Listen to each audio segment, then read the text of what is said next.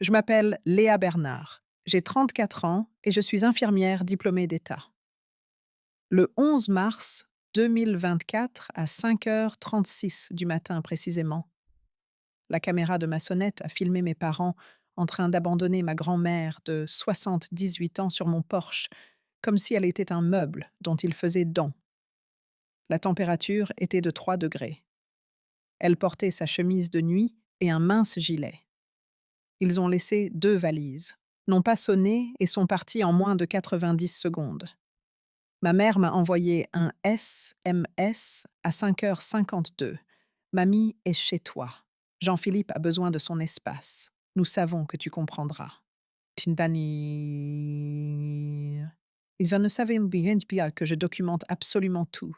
Il ne savait pas qu'en tant qu'infirmière, je suis légalement tenue de signaler la maltraitance des personnes âgées. Et il ne savait certainement pas que je documentais discrètement la façon dont il la traitait depuis 4 mois. Ce que mes parents pensaient être une solution à leurs problèmes de stress liés à la start-up de leur fils prodigue est devenu la plus grosse erreur de leur vie. Si vous êtes encore en train de regarder, abonnez-vous et dites-moi d'où vous regardez maintenant. Laissez-moi vous ramener au début et vous montrer exactement comment une famille obsédée par l'apparence parfaite s'est détruite par sa propre cruauté.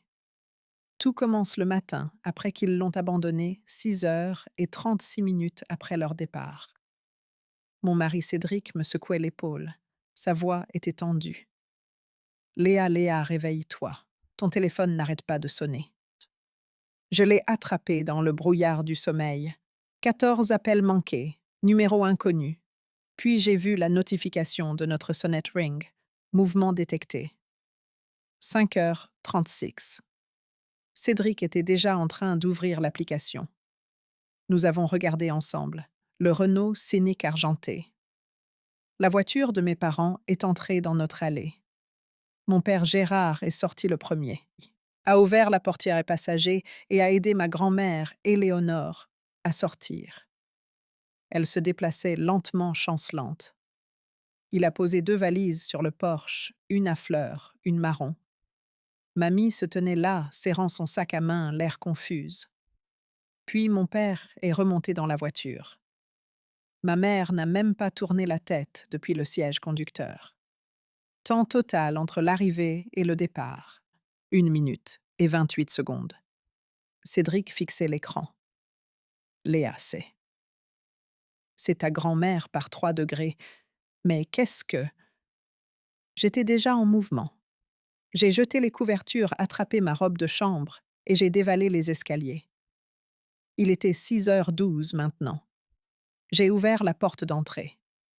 Mamie était assise sur les marches du porche grelottante, toujours dans sa fine chemise de nuit et son gilet.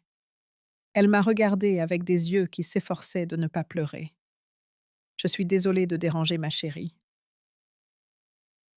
C'est à ce moment-là que j'ai su que ce n'était pas un malentendu. C'était un abandon. Et pire, elle avait été conditionnée à s'en excuser. Cédric est arrivé derrière moi avec une couverture. Nous l'avons fait entrer. Je suis immédiatement passée en mode infirmière parce que c'est ce que vous faites quand quelqu'un que vous aimez est en crise. Vous compartimentez, vous évaluez, vous agissez. D'abord, les constantes vitales. Tension artérielle. 15,6 sur 9,2. Élevée, mais pas immédiatement dangereuse. Pouls 4,28, légèrement élevée. Température 35,6 degrés Celsius, en hypothermie pas sévère. Mais elle était restée dehors dans le froid assez longtemps pour que sa température corporelle baisse. J'ai vérifié ses mains. Le tremblement de Parkinson était pire que ce que je me souvenais du repas de Noël il y a 8 semaines. Je lui ai posé des questions d'orientation de base. Elle savait qui j'étais. Savait qu'elle était chez moi, mais quand j'ai demandé quel jour on était, elle a hésité. On est dimanche. C'était lundi. J'ai ouvert les valises pendant que Cédric préparait du thé. Les vêtements avaient été jetés en vrac. Pas de pliage, aucun soin. Au fond de la valise à fleurs, j'ai trouvé ses médicaments dans un sac Ziploc. Pas dans leur boîte d'origine, juste des pilules en vrac, avec des étiquettes manuscrites de ma mère. Les étiquettes étaient fausses. Ils étaient gigantiques. Je suis infirmière diplômée d'État. Je connais les médicaments. La metformine de mamie pour le diabète devrait être de 500 mg 2 fois par jour.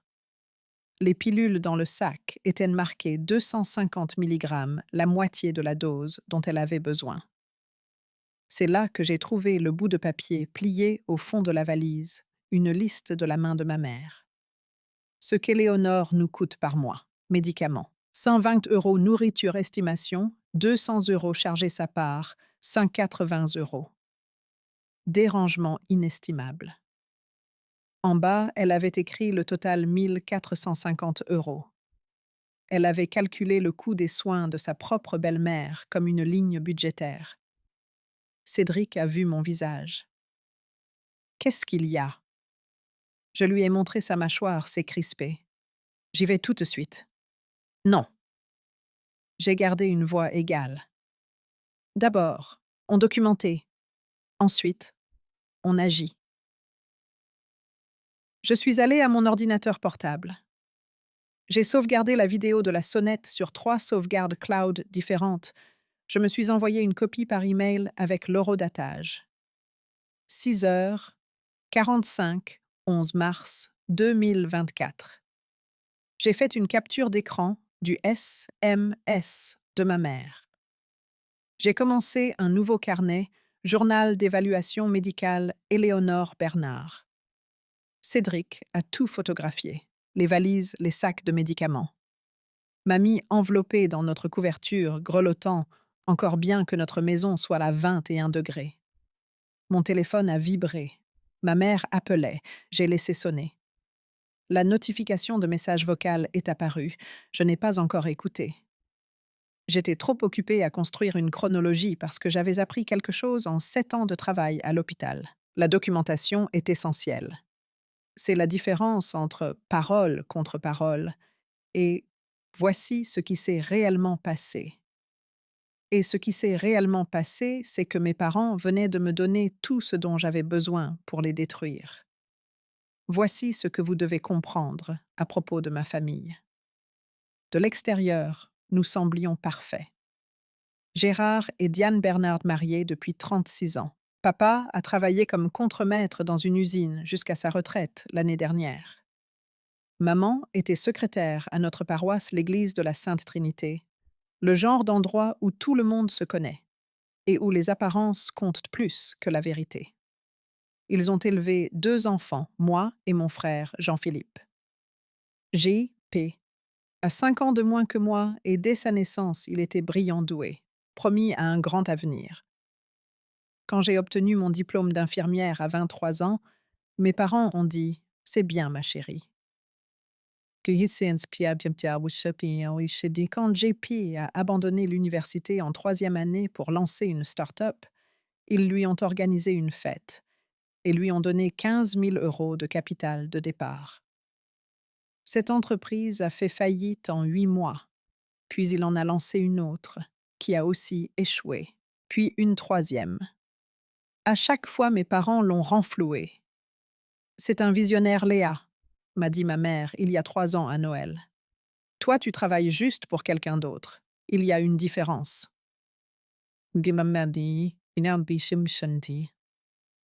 La différence, apparemment, c'est que je payais mes propres factures et pas lui. GP a maintenant 29 ans. Il n'a jamais gardé un emploi plus de 6 mois, mais il a de l'assurance, du charisme et des parents qui croient que le potentiel de leur fils est plus important que la réalité. Ce qui m'amène à mamie. Éléonore Bernard a emménagé avec mes parents il y a 6 ans après la mort de mon grand-père.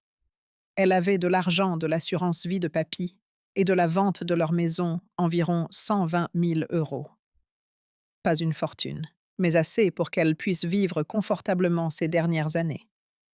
Elle avait alors 72 ans, en bonne santé, indépendante.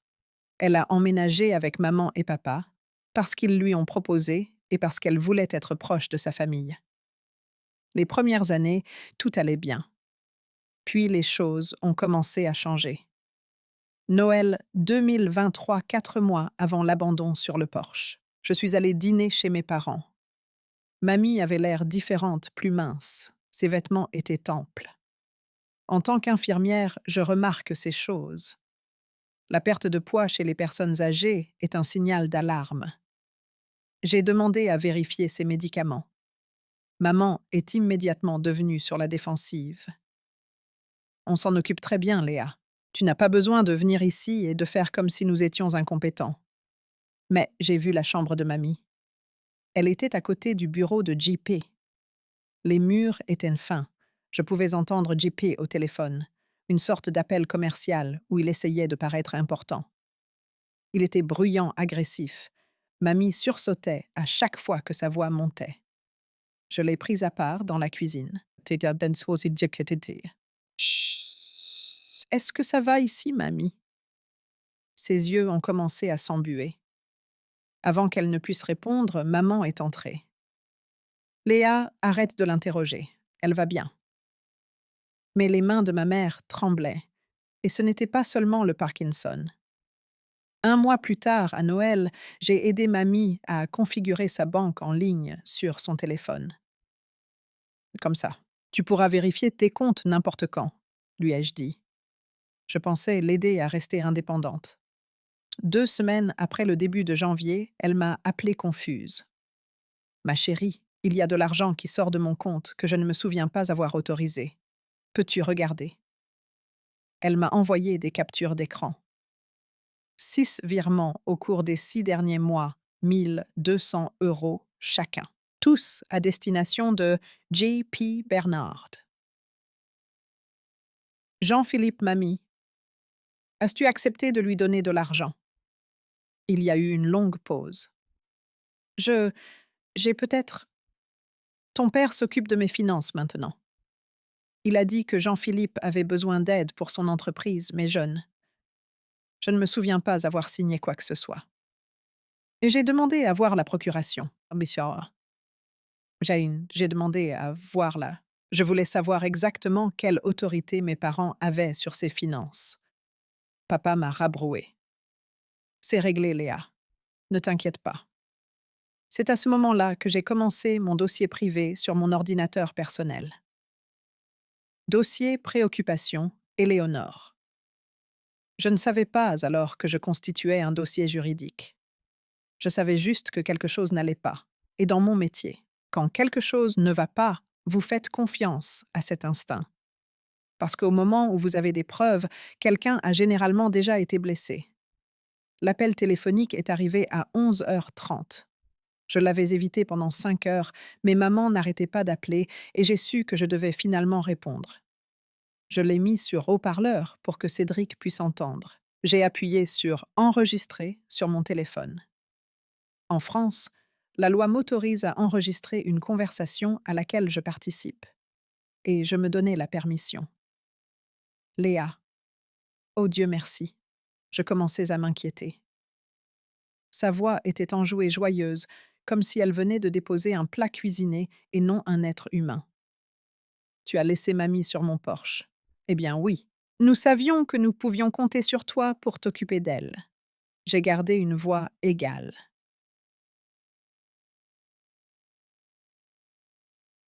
Tu as laissé ta belle-mère de 78 ans sur mon porche par 3 degrés, sans m'appeler, sans me demander.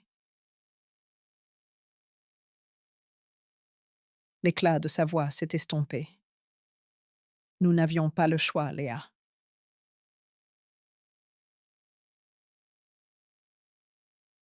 Il y a toujours le choix. Jean-Philippe est au bord de la dépression. Son ton a basculé en mode victime. Je l'avais entendu 1000 fois. Sa nouvelle start-up est dans une phase critique. Il a besoin de calme. Il a besoin d'espace pour se concentrer. Et les besoins de mamie sont justes. Ils sont trop importants. Sais-tu ce que c'est chaque soir sa routine de médicaments? Chaque matin, l'aider à s'habiller. Nous sommes épuisés. Vous êtes épuisés, ai-je répété. Alors, vous l'avez abandonné. Nous ne l'avons pas abandonné. Nous te l'avons amené. Tu es infirmière. Tu peux mieux gérer ça que nous. 47 minutes. C'est la durée de l'appel. 47 minutes de logique circulaire de manipulation psychologique et de ma mère réécrivant la réalité en temps réel. Siamo chiusi que mamie assis, était d'accord avec ce déménagement?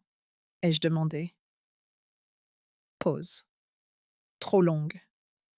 Elle est d'accord avec tout ce que nous décidons. Elle sait que nous savons ce qui est le mieux. Ce n'est pas ce que j'ai demandé.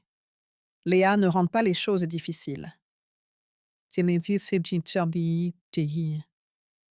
mis fin à l'appel sauvegarder l'enregistrement. Appel tiré bas maman, tiré bas 1, 0, 3, 2, 4.m, 4a. 47 minutes et 32 secondes de preuve. 3 minutes plus tard, les SMS ont commencé. Maman 11h58. Tu es égoïste. La famille fait des sacrifices pour la famille. Maman 12h03. Mamie peut rester avec toi juste quelques semaines le temps que JP installe son bureau.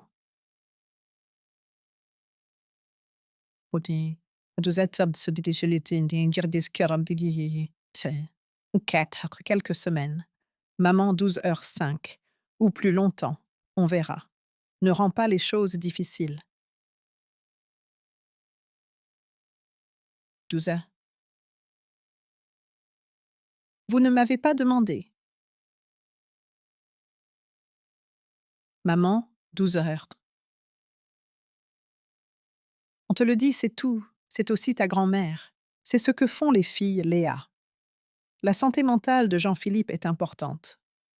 Mamie comprend le sacrifice. Pourquoi pas toi? J'ai fait une capture d'écran de chaque message. Puis papa a rejoint la conversation. Papa 12h14. Ta mère a raison. Nous t'avons mieux élevé que ça. Cesse cet égoïsme.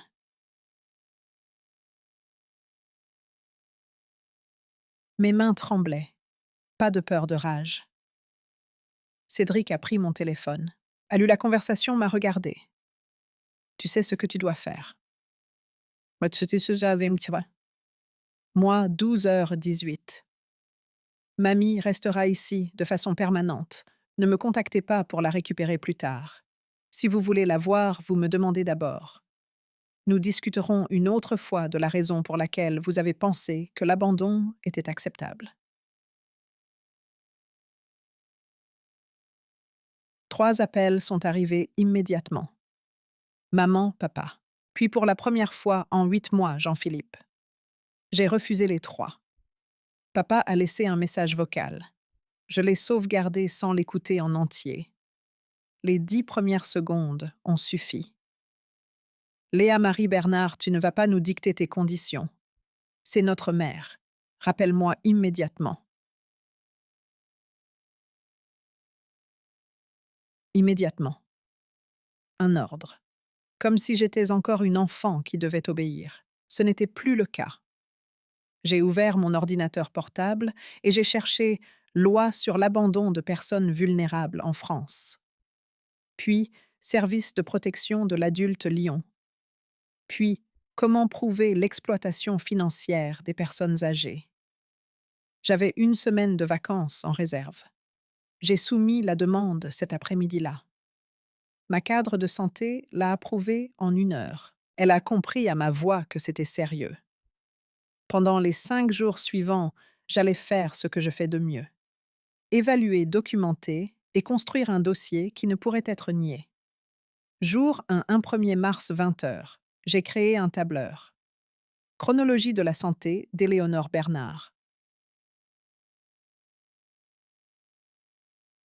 J'ai documenté tout ce que je pouvais observer. Constantes vitales actuelles comparées à la dernière fois que je l'avais correctement évaluée 14 semaines plus tôt.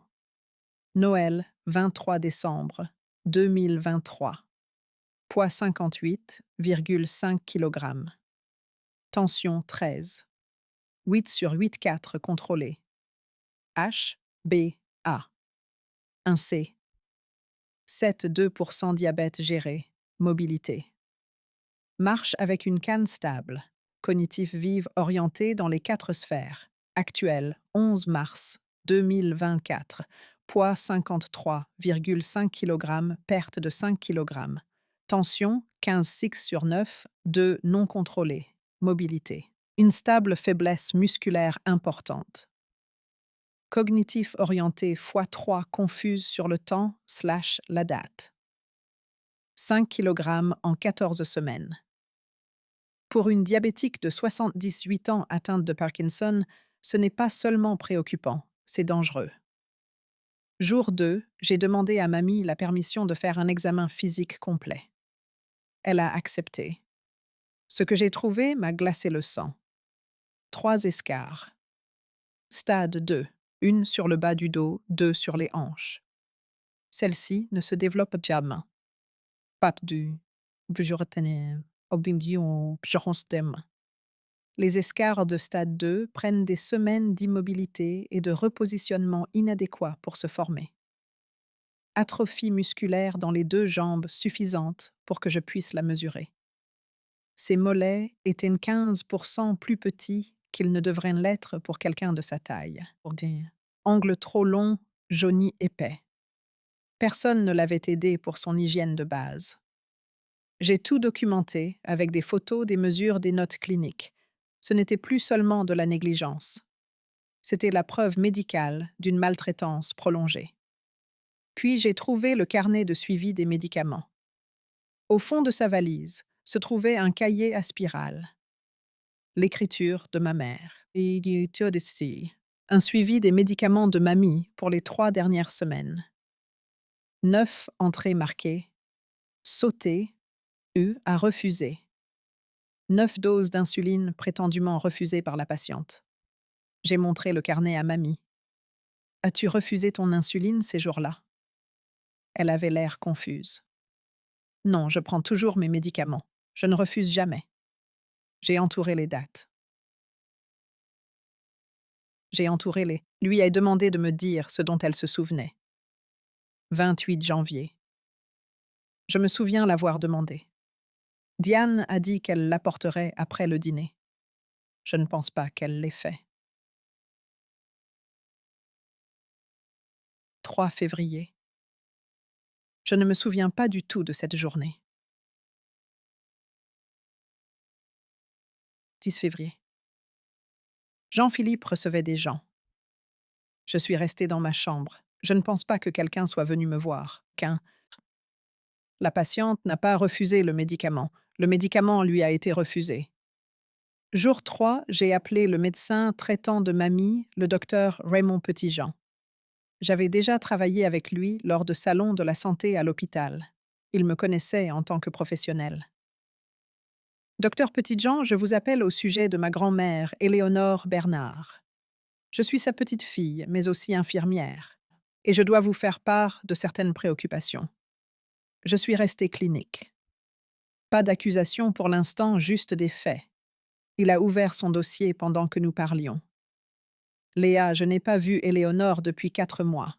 Ces 3 derniers rendez-vous ont été annulés. Annulés par qui? Laissez-moi vérifier.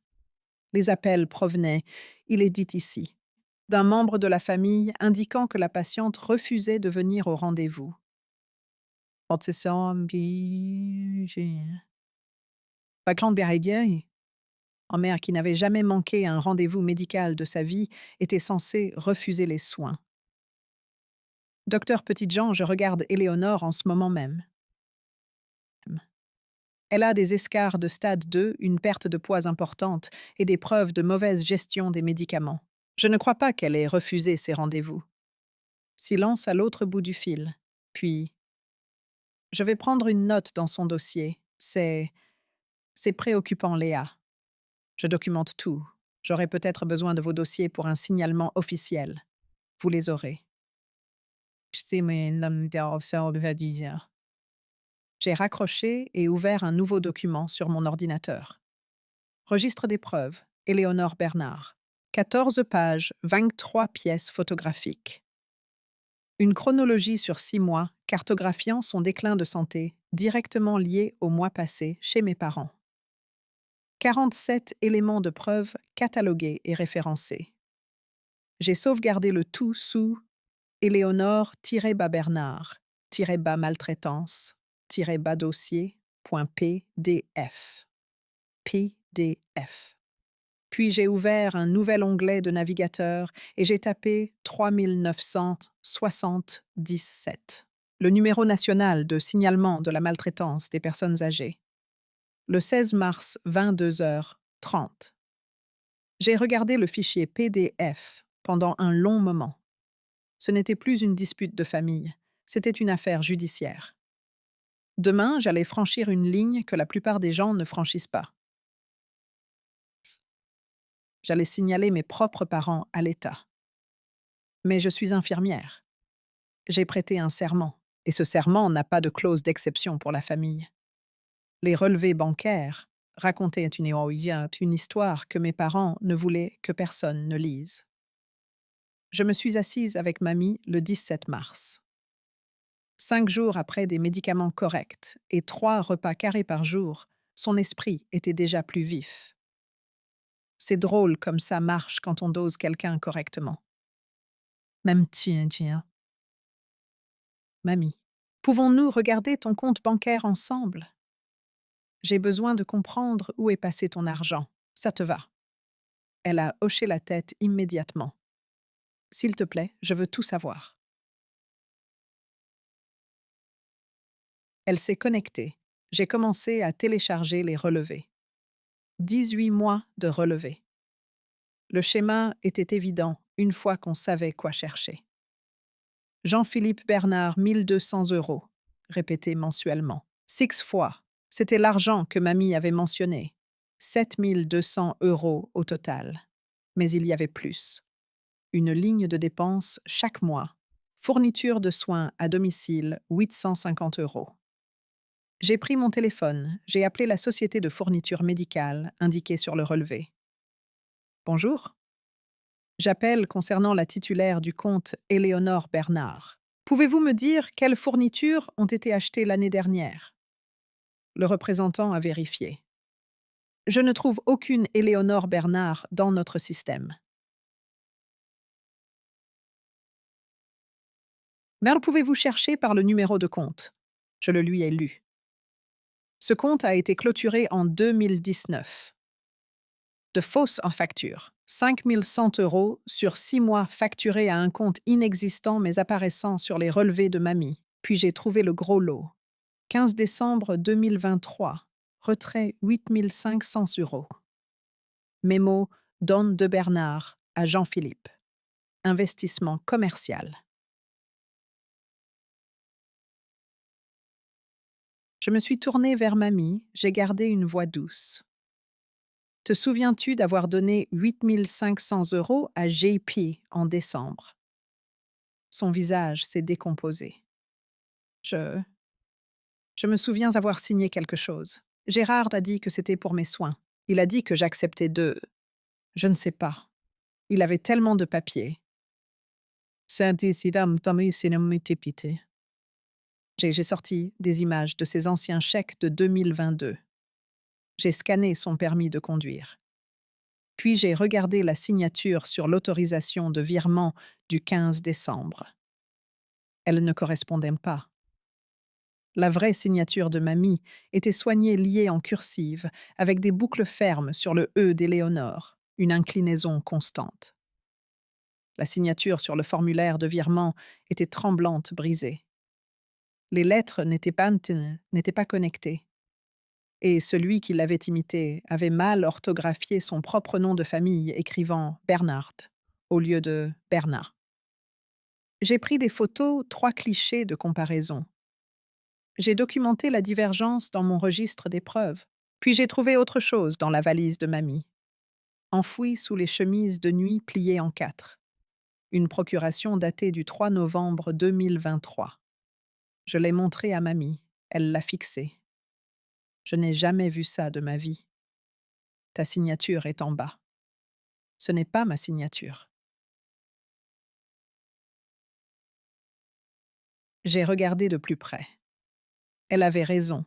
La même main tremblante que pour le virement bancaire. La même faute d'orthographe. Bernard. Ils avaient falsifié une procuration pour vider légalement ses comptes.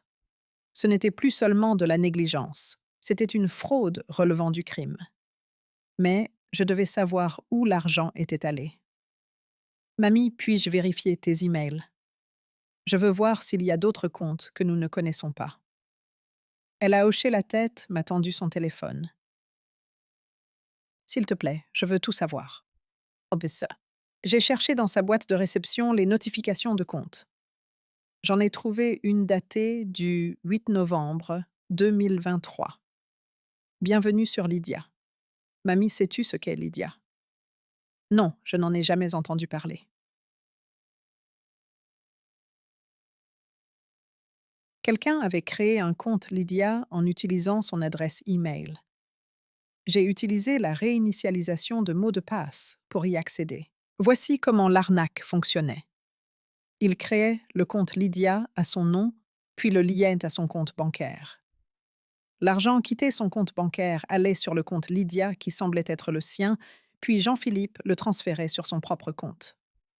Sur le papier, on aurait dit que Mamie envoyait volontairement de l'argent à JP via Lydia. Mais elle ne savait même pas ce qu'était Lydia. L'historique des transactions s'est chargé, de novembre à février. 6 virements de 1 200 € chacun à J.P. Bernard, P.D.J. Puis, comme une horloge J.P. transférait immédiatement l'argent. 600 € à BetClick, jeu d'argent. 400 € à un portefeuille Coinbase, crypto-monnaie. 200 € pour Loyer Gérard et Diane. Il prenait l'argent de mamie et utilisait 600 € par mois pour payer le loyer de mes parents. Ils n'étaient pas seulement ses complices, ils touchaient une commission. J'ai cliqué sur le profil Lydia de Jean-Philippe.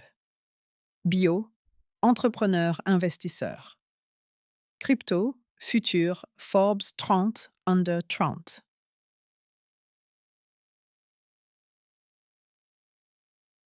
Sa dernière publication datait du 10 mars, la veille de l'abandon sur le Porsche. Une photo de nouvelles baskets. Légende, fais-toi plaisir. Le prix était visible dans le reflet du miroir. 385 €. Il avait dépensé 385 € en chaussures pendant que ma grand-mère était sous-alimentée et sous-médicamentée. J'ai tout sauvegardé. Capture d'écran. PDF, journaux de transactions. Puis j'ai fait le calcul. Mamie avait 120 000 € quand elle a emménagé avec mes parents en 2018. Il lui restait maintenant 38 000 €. 82 000 € disparus. Une partie était légitime, ses vrais médicaments. Les quotes-parts, les vrais frais de subsistance sur 6 ans. Mais je pouvais prouver qu'au moins 22 500 € étaient frauduleux. Les virements. Lydia de JP 7000. 200 €. Le don falsifié de décembre. 8 500 € les fausses charges de soins. 5 500 € d'autres retraits suspects. 1 700 €. Et ce n'était que ce que je pouvais documenter sur 18 mois de relevés. Qui sait ce qui s'était passé les 4 ans et demi précédents? Je suis retournée à la conversation de groupe de la famille. J'ai fait défiler. J'ai trouvé des perles que j'avais ignorées à l'époque. Maman, 18 novembre 2023. Éléonore devient un poids mort. JP a besoin de sa chambre pour sa nouvelle entreprise. Papa 2 décembre 2023. On a fait notre temps à s'occuper d'elle. C'est le tour de Léa de toute façon.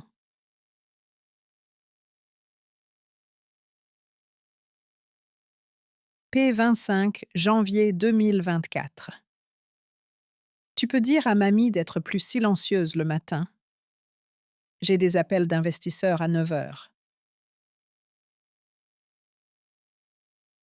14 février 2024. On devrait peut-être regarder les maisons de retraite. Oh, attends. L'argent d'Éléonore est épuisé. Laisse tomber.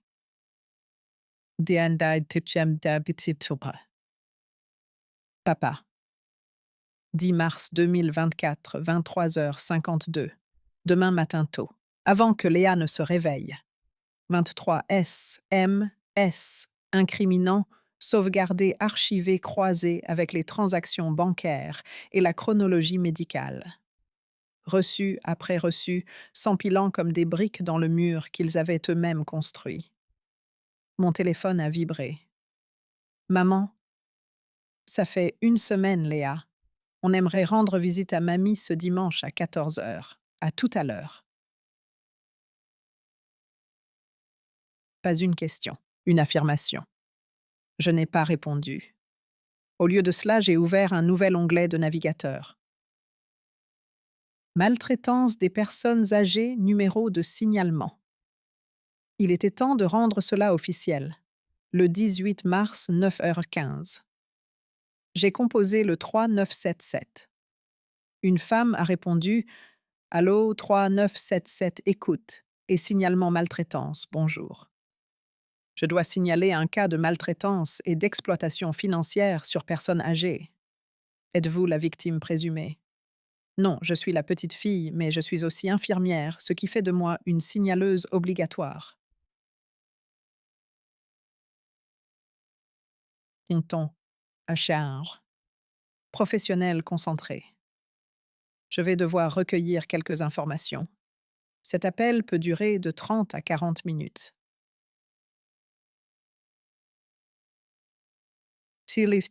J'ai tout fourni. La chronologie, les preuves médicales, les preuves financières, la documentation photographique. Nom, date, montant, lieu. 38 minutes et 14 secondes. À la fin, elle a dit Mademoiselle Bernard, d'après ce que vous avez décrit, ce cas sera traité en priorité comme un haut risque. Vous devriez être contacté par un enquêteur des services sociaux ou une unité de gendarmerie spécialisée dans les 72 heures. Que se passera-t-il ensuite? Un enquêteur interrogera la victime présumée et examinera les preuves que vous avez fournies. Si les allégations sont confirmées, nous nous coordonnerons avec les forces de l'ordre et potentiellement le bureau du procureur de la République. Cela pourrait-il devenir une affaire pénale? Oui. Ce que vous avez décrit, en particulier l'exploitation financière et les documents falsifiés, peut constituer un abus de faiblesse criminelle.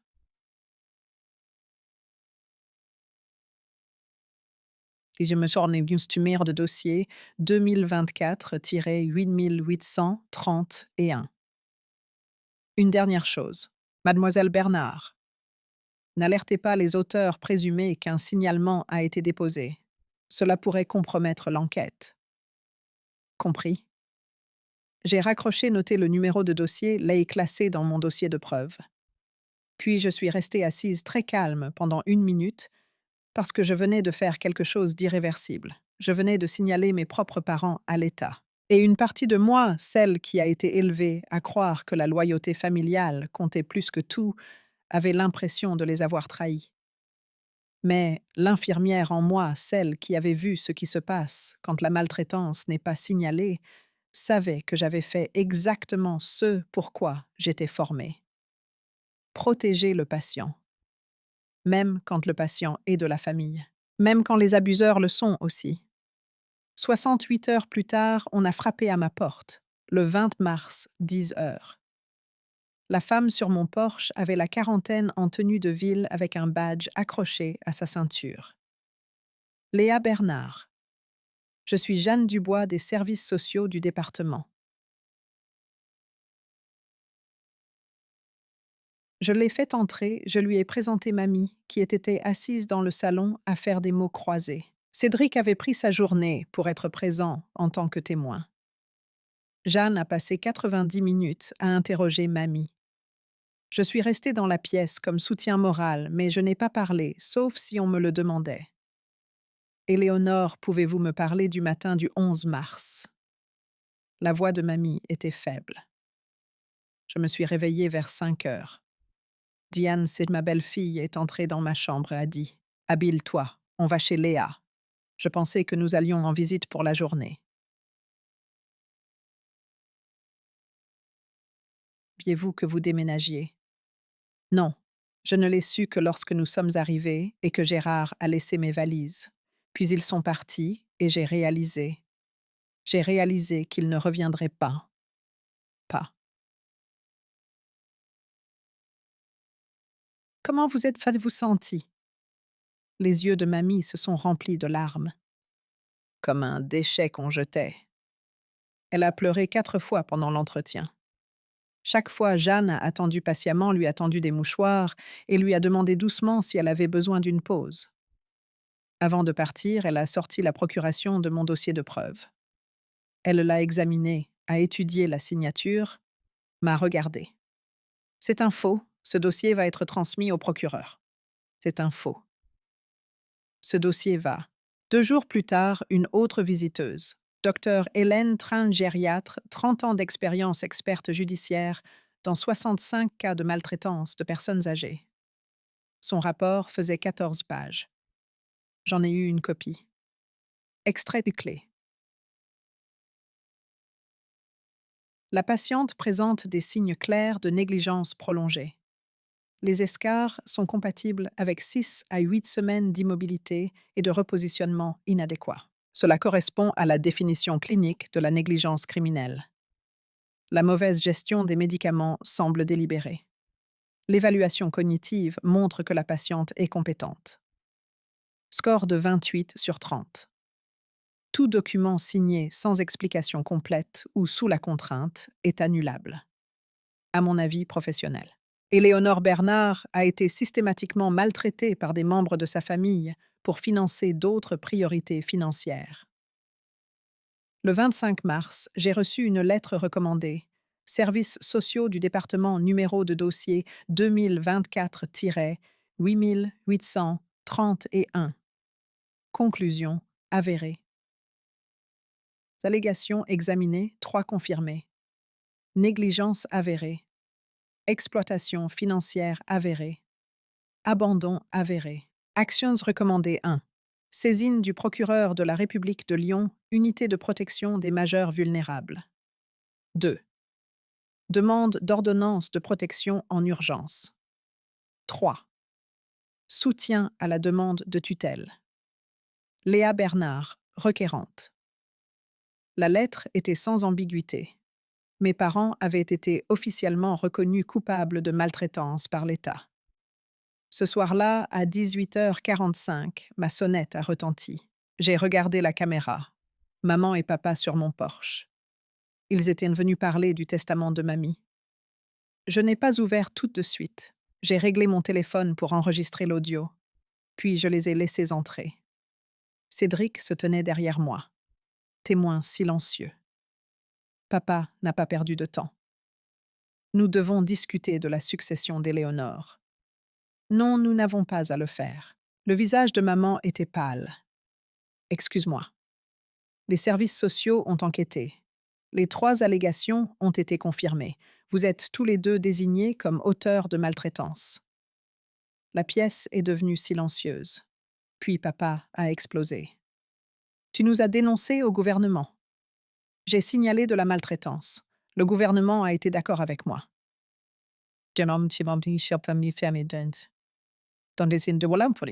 A lancé ma mère. Nous lui avons donné un foyer. Vous lui avez donné des escarres et volé son argent. Nous n'avons rien volé. C'était un des cadeaux. Elle était d'accord. J'ai sorti mon téléphone, j'ai lu mes notes. Éléonore Bernard a la maladie de Parkinson et le diabète. Vous l'avez sous-médicamentée pour économiser 40 € par mois. Vous avez falsifié ses carnets de suivi. Vous avez imité sa signature sur des documents financiers en écorchant son nom au passage. Son consentement n'a pas seulement été forcé, il avait été fabriqué. Maman s'est remise à pleurer. Cela va nous détruire, Léa. Notre réputation à la paroisse, la retraite de Gérard. Jean-Philippe a déjà des difficultés. Si ça se sait, tout son avenir. Vous auriez dû y penser avant de transformer votre mère en ligne budgétaire. Nous étions désespérés, a craqué maman. Les créanciers de Jean-Philippe appelaient. Ils devaient de l'argent à des gens dangereux. Alors vous avez sacrifié mamie pour le faire. À aucun moment ils ne se sont excusés. À aucun moment ils n'ont demandé comment allait mamie. Cédric a finalement parlé. Vous devez partir. Papa m'a pointé du doigt. Ce n'est pas fini.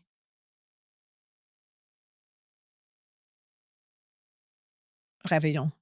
Vous allez recevoir une lettre de mise en demeure de mon avocate. Tenez-vous à l'écart de mamie. Tenez-vous à l'écart de ma maison.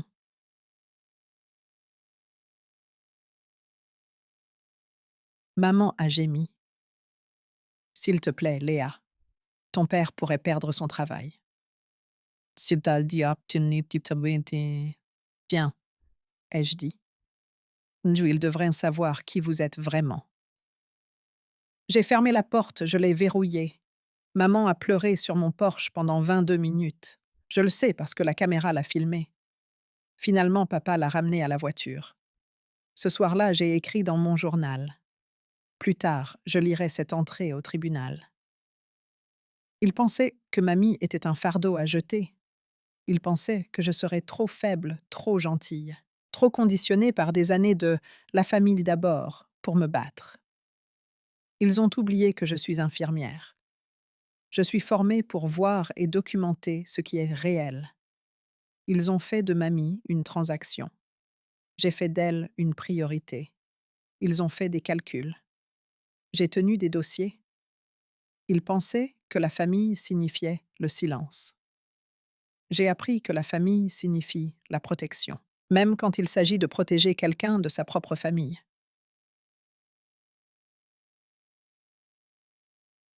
3 jours plus tard, mon avocate, maître Olivia Bertrand, m'a appelé. 15 ans de droit des personnes âgées.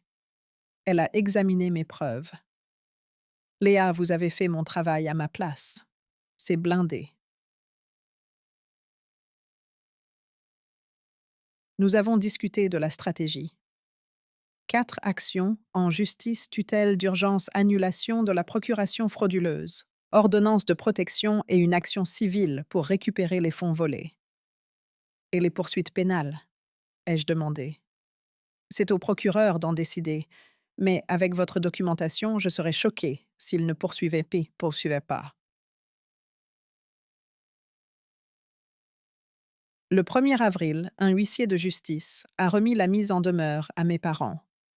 Le 15 avril à 14h37, mes parents se sont présentés chez moi, violant la lettre le jour même de sa réception. Je les ai regardés sur la caméra. Je n'ai pas ouvert. J'ai entrebâillé la porte-chaîne de sécurité en place. Vous devez partir. Vous violez l'ordonnance.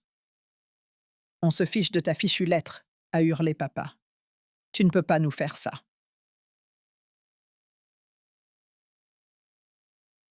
Je ne vous ai rien fait. J'ai protégé mamie. Papa a sorti son chéquier. Très bien, papa a sorti son chéquier. Qu'est-ce que tu veux? On te rembourse. Il ne s'agit pas d'argent. Un chèque ne répare pas ça. Maman s'est agrippée au cadre de la porte. Nous étions désespérés. La vie de Jean-Philippe était en danger. Jean-Philippe est un joueur accro de 29 ans. Mamie est une diabétique de 78 ans que vous avez systématiquement négligée. Ce n'est pas équivalent. Cédric s'est avancé. Elle a perdu 5 kilos sous votre garde. Ce n'est pas du désespoir, c'est tuer quelqu'un à petit feu. J'ai refermé la porte. J'ai enregistré toute l'interaction. C'était la dernière fois que je les voyais en personne pendant plus d'1 an. Mais Jean-Philippe avait un dernier appel à passer. 25 mars, 19h20. Tu as tout gâché, hurlait-il au téléphone. Tu as tout gâché. J'étais sur le point de conclure avec un investisseur. Maintenant, les flics posent des questions et c'est de ta faute. Tu es tellement moralisatrice. Mamie allait bien. Il y avait des escarres et des médicaments sous-dosés.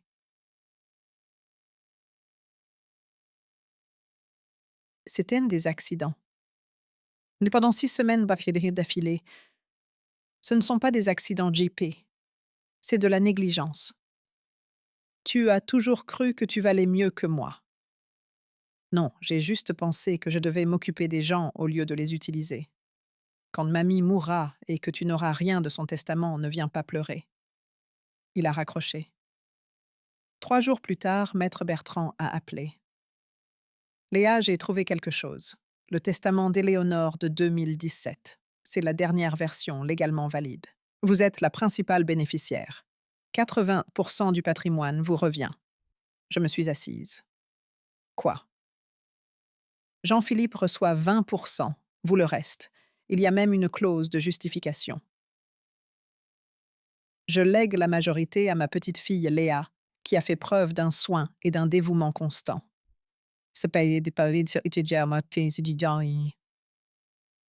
Ah, mes parents le savaient. Oh, ils le savaient. C'est pour ça qu'ils ont falsifié la procuration. Ils ne pouvaient pas lui faire changer le testament, alors ils ont décidé de vider les comptes avant sa mort. Olivia, je ne veux pas de l'argent. Je veux créer un fonds pour les soins de mamie.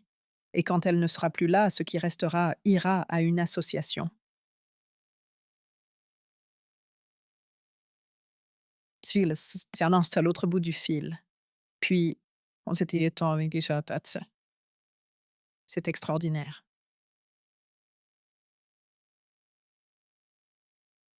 Le 10 avril, avec le consentement total de mamie, nous avons créé le Fonds de soins Éléonore Bernard. Tous ses actifs restants placés dans le fonds. Léa en tant que tutrice pas bénéficiaire. Les fonds utilisés exclusivement pour les soins de mamie. À sa mort, le reste serait donné à la Fédération 3977 contre les maltraitances. Le tribunal a approuvé. Le 25 avril, au tribunal de grande instance de Lyon. Juge, Patricia Morrison. Elle a examiné le dossier en silence. Puis elle a levé les yeux. J'ai lu le rapport des services sociaux, l'expertise médicale, les preuves financières, les enregistrements. Elle a regardé mes parents. Monsieur Bernard, vous avez une fille infirmière. L'avez-vous consultée à un moment donné? Nous? Nous nous en sommes occupés nous-mêmes. Vous vous en êtes occupé en sous-dosant une diabétique pour économiser 40 € par mois. Vous vous en êtes occupé en permettant à des escarres de se développer. Vous vous en êtes occupé en falsifiant sa signature.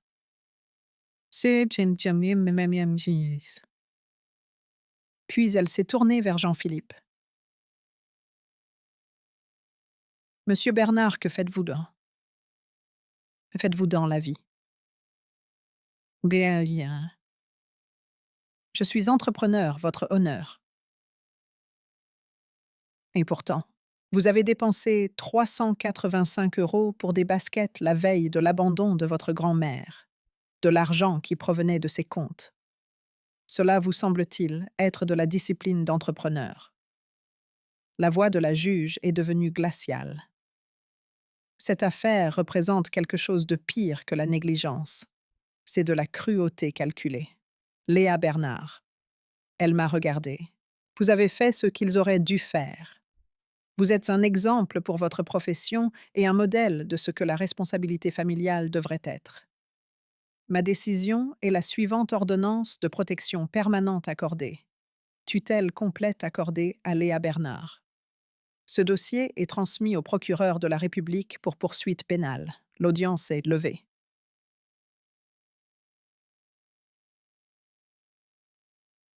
Le marteau est un. Maman a sangloté. Papa est resté de marbre. Jean-Philippe m'a fusillé du regard. 30 jours plus tard, une bénévole de l'église de ma mère m'a appelé. Léa, je pensais que tu devrais savoir. Tes parents ont démissionné de tous leurs postes. Les gens ont tout découvert. Une semaine après, mon père a pris sa retraite anticipée. Le 3 juin 2024, la déclaration de faillite de Jean-Philippe est apparue dans les archives publiques. Dette totale 67 000 €. Actifs totaux 1 200 €. Pendant ce temps, mamie s'épanouissait. Poids revenu à 57 kg, diabète contrôlé, kiné 3 fois par semaine. Elle a commencé un cours d'aquarelle, s'est fait 4 nouvelles amies, a vendu une peinture à une foire locale pour 85 € et était absolument ravi. Un an a passé. 11 mars 2025. Un an jour pour jour après l'abandon. 5h30 du matin. La caméra de ma sonnette a envoyé une alerte. Ma mère seule est sortie d'une voiture, a déposé une carte de vœux sur le porche. A regardé la caméra, a articulé « Je suis désolée », puis est repartie. À l'intérieur de la carte, Léa, ça fait un an. Nous avons tout perdu. Peut-on voir maman juste une fois? Elle nous manque. S'il te plaît, Diane. J'ai montré la carte à mamie. Long silence. Que penses-tu que je devrais faire, ma chérie? Que veux-tu faire? Elle a regardé la carte. Il me manque maintenant. Quand j'avais de l'argent, quand j'étais utile, ils voulaient que je parte. Maintenant que je m'épanouis sans eux, ils veulent revenir. Ils veulent revenir. Qu'est-ce que ça te dit sur la vraie raison de leur présence? J'ai appelé maître Bertrand. Il s'est avéré que les créanciers de J.P. poursuivaient enfin les cautions de ses prêts Gérard et Diane. Ils faisaient face à un jugement de 34 000 €.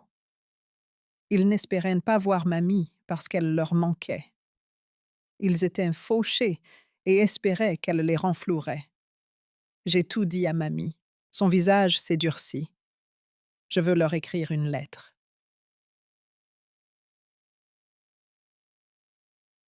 Le 15 avril 2025. Mamie a dicté, j'ai tapé. Gérard et Diane, j'ai reçu votre carte. Vous dites que vous avez tout perdu. Laissez-moi vous dire ce que j'ai perdu quand je vivais avec vous. J'ai perdu 5 kilos, ma mobilité, ma dignité, ma sécurité. Vous avez perdu votre réputation. J'ai failli perdre la vie. La différence était la suivante. Vous pouvez reconstruire une réputation. Je ne peux pas reconstruire l'année de ma vie que vous avez volée. Léa m'a donné un choix. Vous ne m'avez dit que ce que je coûtais. Je ne vous pardonne pas. Le pardon est pour les erreurs. Ce que vous avez fait était calculé. L'ordonnance de protection reste en vigueur. Ne me contactez plus. Éléonore. Nous l'avons envoyé en recommandé, ce soir-là.